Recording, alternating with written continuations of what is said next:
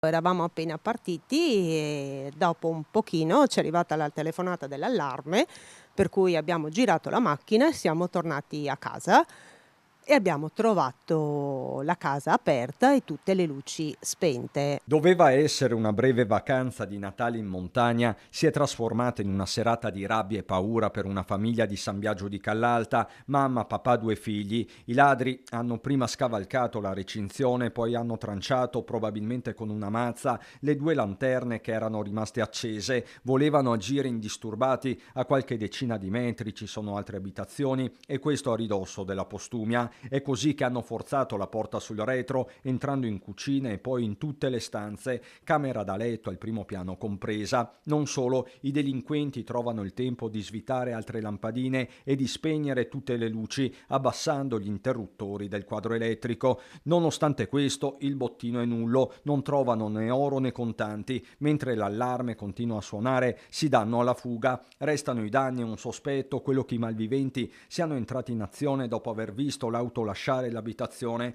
Forse avevano visto la famiglia caricare i bagagli in macchina nel corso del pomeriggio. Non so se ci abbiano sorvegliato prima, non so se abbiano visto la macchina, non lo so. Fatto sta che, insomma, adesso starò molto attenta, c'ho paura anche di andare a far la spesa.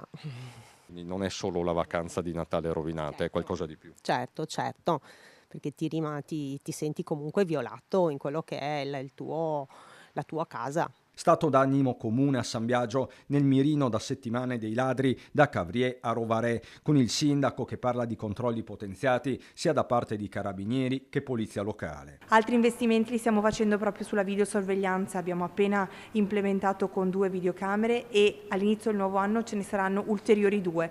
Questo per cercare per quanto possibile di andare a prevenire tutto questo disagio che le nostre comunità stanno affrontando. Segnalazioni si susseguono in tutta la Marca, da Bibano di Godega, oggetto di un raid, a Mogliano Veneto, dove in via Parini 3 soggetti, dopo aver scavalcato la recinzione di una casa, sono stati messi in fuga da alcuni vicini mentre stavano tentando di scassinare il portoncino d'ingresso. L'abitazione ben tenuta è però disabitata da qualche anno, da quando la proprietaria si trova in una struttura per anziani. Per tutti le indicazioni sono quelle di sempre. Mantenere la calma e di ancora una volta cercare proprio di fare squadra comune e usare la chat di controllo del vicinato che abbiamo visto che in tante occasioni è servita proprio per cercare di spargere la notizia e quindi ancora una volta per quanto possibile provare a mettere in fuga i ladri.